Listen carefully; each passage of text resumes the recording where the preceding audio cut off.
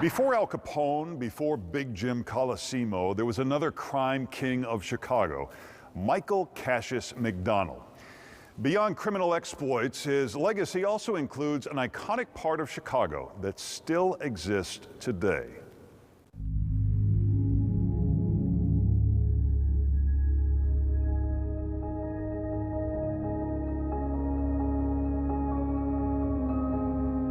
The skyline rises with a city's success, built by a network of industrial icons, politicians, planners, architects, and entrepreneurs, from Michigan Avenue magnates to the tycoons of the underworld.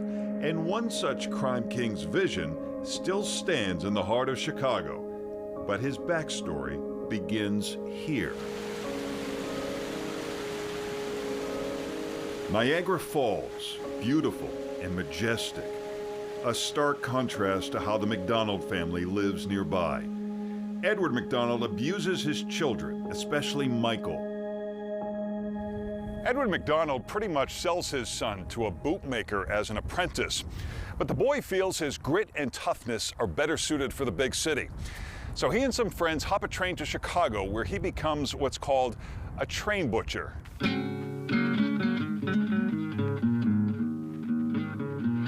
He would sell the newspaper, and then when the customer would get off, he would refold the newspaper and sell it to the next person. He learned to play poker from some of the traveling salesmen, and he got really good at that. So he decided Chicago's a great place to be. I think I'll come and scam the people full time. Michael McDonald arrives in Chicago, but the journey to Crime King has just begun.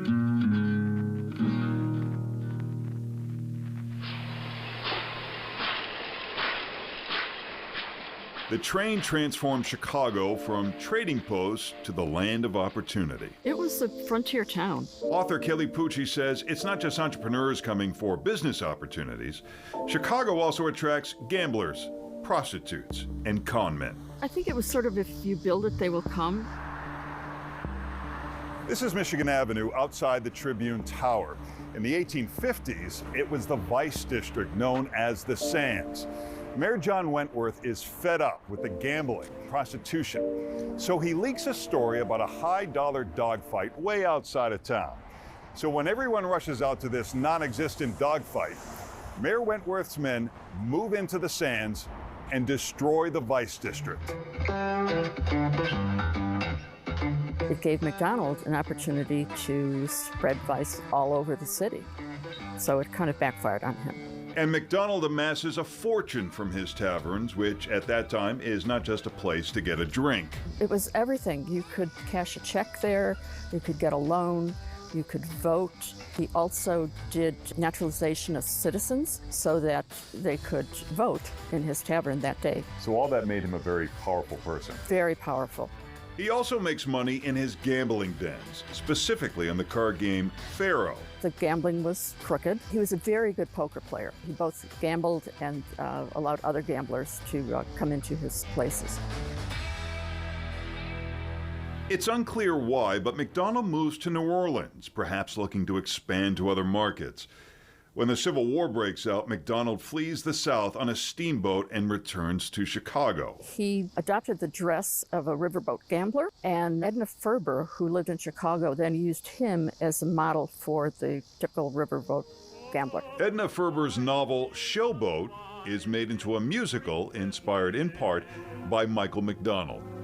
Couldn't you? Couldn't I? Couldn't we? He can afford the ruffled shirt and fancy top hat, but there's no elegance in his profits, and the war presents an opportunity for another con game. He gets men drunk and gets them to enlist during the Civil War, but he collects the signing bonus.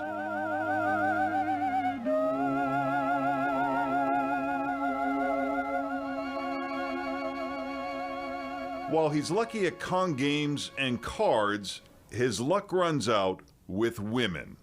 Belle is a chorus girl and his common-law wife. She runs away to join a convent in St. Louis.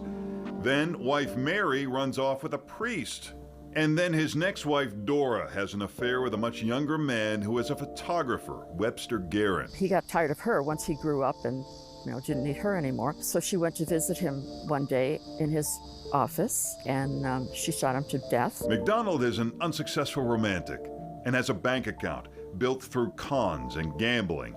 But there is one positive, lasting legacy.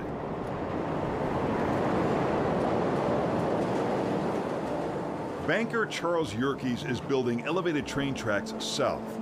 McDonald has the idea to build elevated tracks to the west, which just happened to go to his racetrack in Garfield Park, at a time when thousands of visitors are arriving for the World's Fair. He helped finance the L, so he did leave his mark. One good thing in Chicago because of him.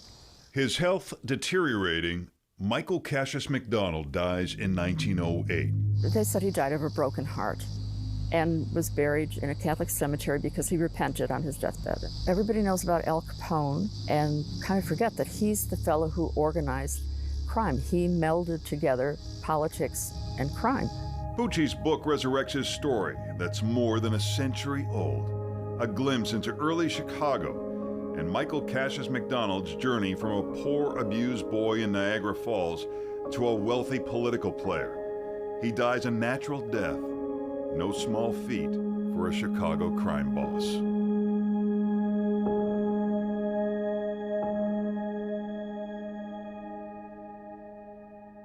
Kelly Pucci's book is called Chicago's First Crime King.